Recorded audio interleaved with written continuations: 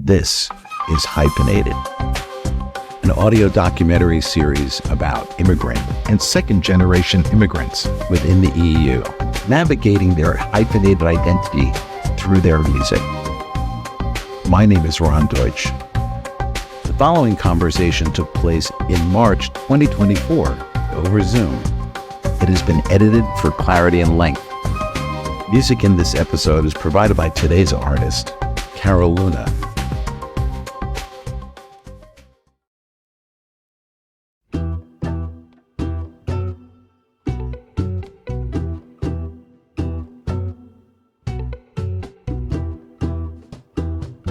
My name is Caroline Schröder. As an artist, I call myself Caro Luna. And right now I am in Stockholm, in Sweden, where I was born. But my parents are both from Uruguay, and they came in the 70s to Sweden. Yeah. So they came here as political refugees due to the dictatorship in Uruguay, and I was born like a year after they came here. And I also have been living in different parts for different periods in South America. So that's basically me.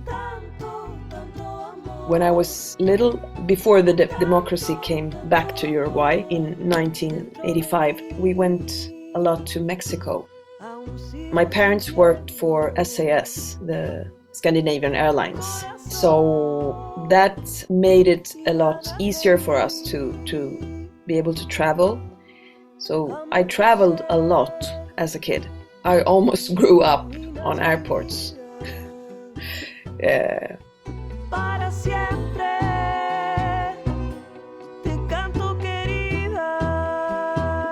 When I was a kid, since my first name and my last name, they don't sound South American. I have a German last name because my grandfather's family are from Hamburg in Germany. And yeah, my ancestors are from Germany, France, Spain and Italy. And they immigrated to Uruguay. So because of this last name, and because I have blue eyes, I don't look like people imagine a person from South America. That could be different things, but I'm not the typical. And if you don't know about Uruguayan or Argentinian history, you might think that, yeah, everybody looks pretty much the same. But in these parts, the roots are European.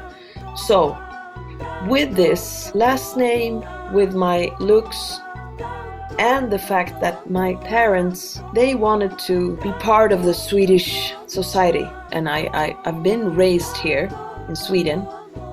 So for me, I have always been able to choose which identity favors me in a situation.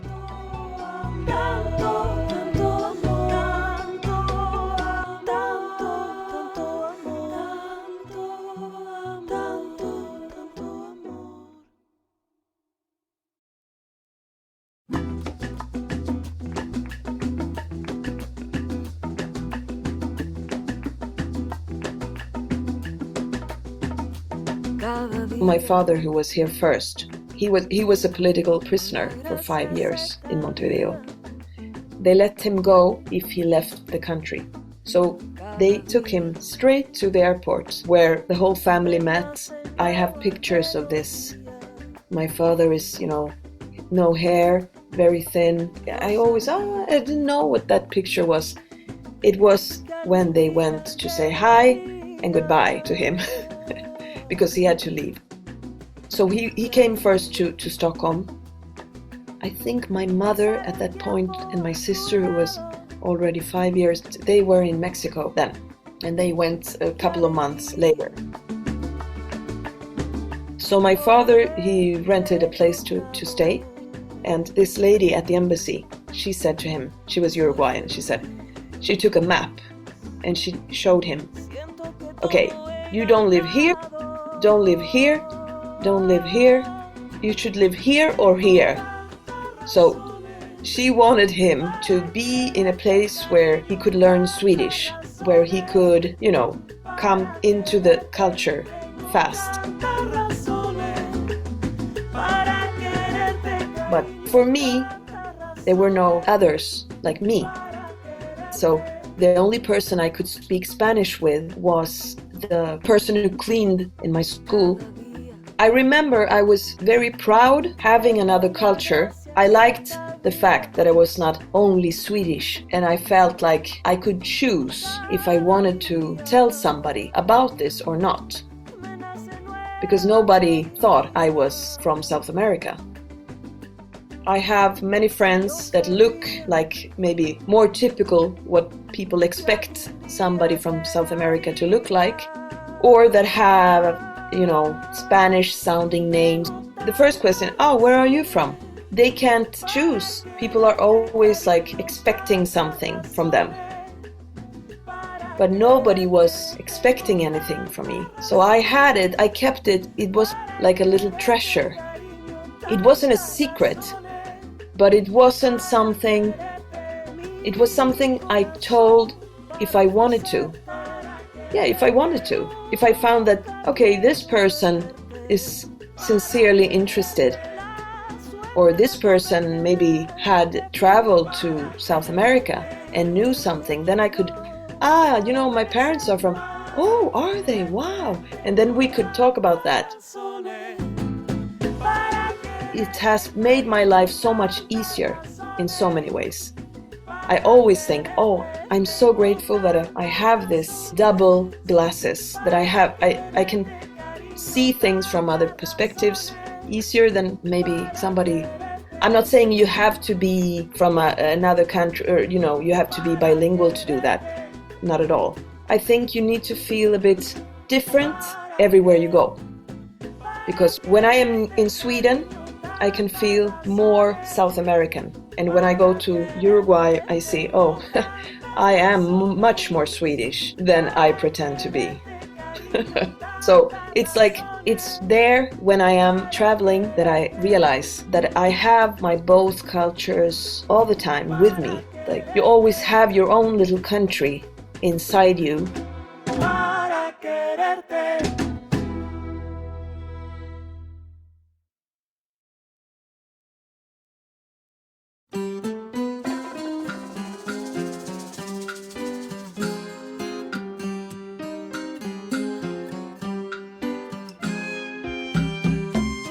But this is important.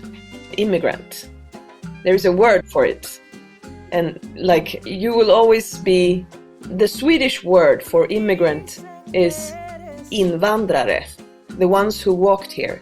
And vandra is the same, to wander, to walk. And my daughter asked me, for how long are you, when will they stop walking? She was talking about the immigrants. And she was like, when will they stop this walking? When will they be Swedish? Just be called Swedish. It's interesting, I think, in that even in the word, it's a symbolic thing about identity, who decides who belongs where, and yeah.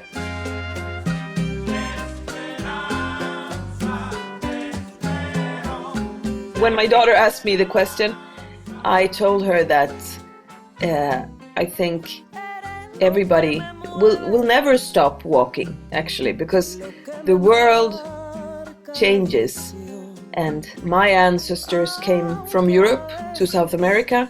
They were immigrants there. And then my parents came back to Europe, and who knows what's happening in 20 years from now. So I think we will never stop walking.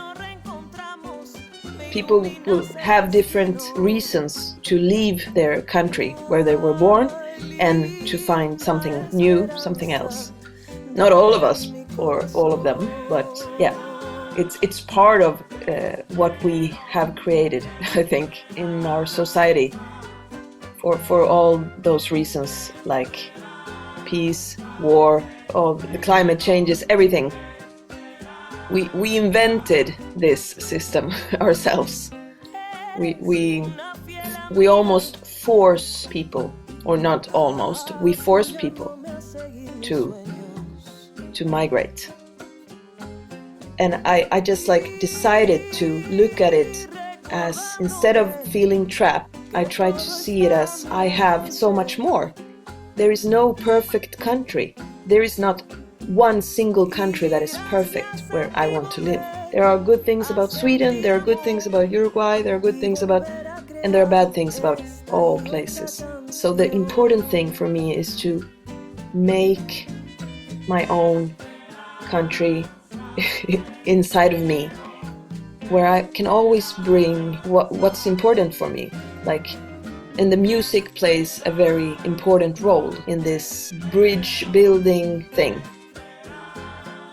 First of all, when in composing, I am able to travel, in a sense, in different dimensions, or I don't know. When I compose, there is one feeling. When I record, there is a feeling of traveling.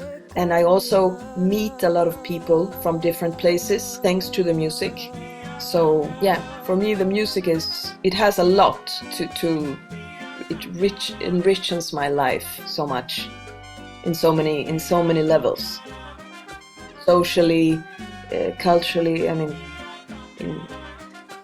my quality of life is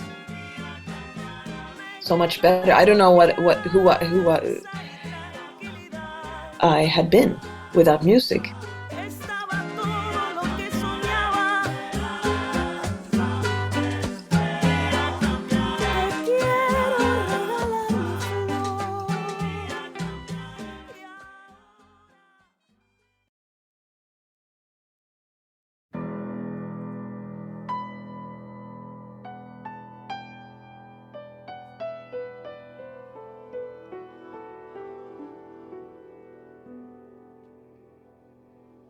I started with music as a kid, and I still remember the moment when I really felt this is it.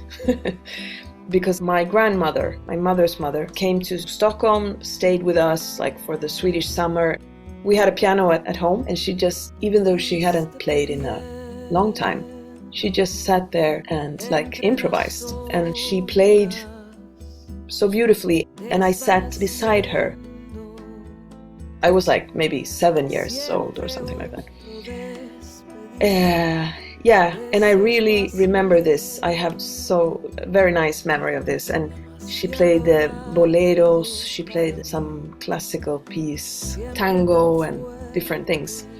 And I said, oh, you have to teach me. And she was like, this is difficult to teach, because then you have to go down to details. What am I actually doing? But she managed to. So that's how I started, and I started going to the piano, and I started taking classes. I was 9, I think. And after high school, after I graduated, I went to La Habana, Cuba, to study music. And so I've always been working with music since I was 12 or something like that. And I've done different projects, different bands. But as Caro Luna, it's the first time, it's my first solo project. I felt first it was really difficult, but then after my first song that I made for my mother who passed, A mi madre, that was how this project started. My mother got Alzheimer's disease very young. She was only 56, and she passed in 2016. After she passed, I really wanted to make a song for her. But I also had passed through not only my mother's death, my best friend's death. I separated from my daughter's father that I had been doing music with. So after all of this, I felt I was empty. I had this real crisis, and I didn't feel I could do anything with music anymore. I remember I went with her to a concert in Montevideo with a group. They were very popular when she was young. They had this reunion concert. So we went there, and she heard these songs. She was in a pretty bad shape then. And suddenly, when she heard the songs, and she was like transported to when she was, I don't know, 20 or something like that. She suddenly was like talking whole sentences. She was herself again for a couple of minutes. And then it just disappeared. The moment just passed. But I will never forget that.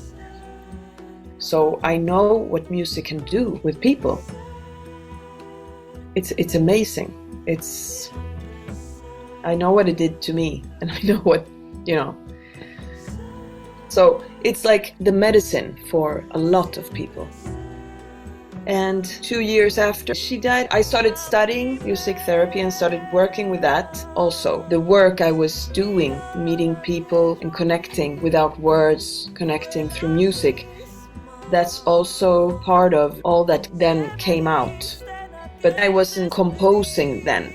I was still like doing some gigs here and there and but I wasn't taking it so seriously, and I wasn't putting my soul into it as I feel I am doing now. Yeah.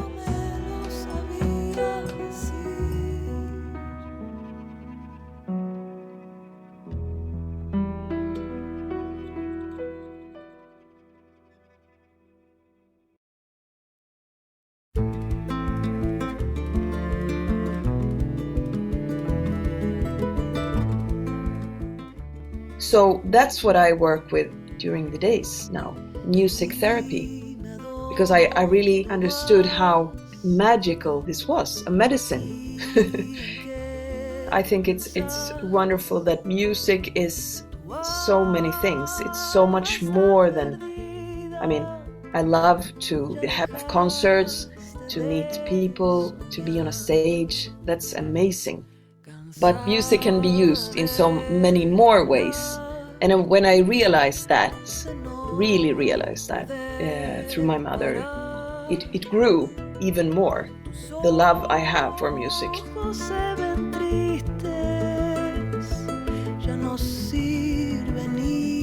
So after 5 years, I got a phone call. They asked me, can you make songs for an album? It has to be in Spanish, but you can choose how it will sound like, or everything. It's up to you. And we pay for the studio, everything. I said, of course, I will. Yes. And then I was like, oh my God, I haven't done music in such a long time, and how am I going to start this creative process? But I remember I sat down and just the song for my mother that had taken me 5 years, it just came suddenly. It was there. And the process of making it was like my process of grief. I was like crying while I was writing. So after that, I felt like I was almost reborn. It was like this cleansing, like catharsis. And I just kept on doing more songs and more songs. It was so much that finally could come out. Because I felt free, like the first time in a very long time. I felt creatively free or musically free.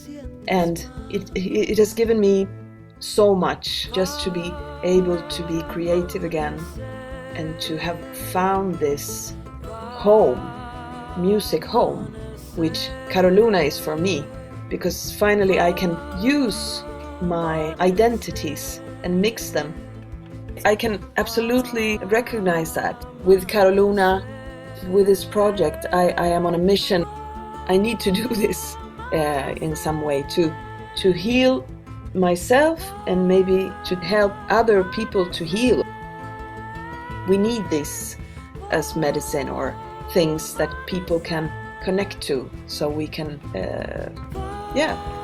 heal together. Yeah.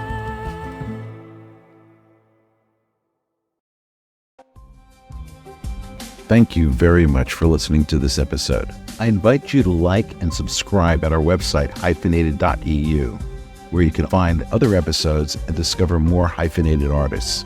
You'll also find a playlist of music in this episode, as well as links to more information about the artist. Please consider buying some of today's artist music or adding them to your streaming playlist. Or better yet, go see them play live. Hyphenated was created by me, Ron Deutsch, produced and edited by me. And if you'd like to support this series, please tell a friend. So until next time, be well.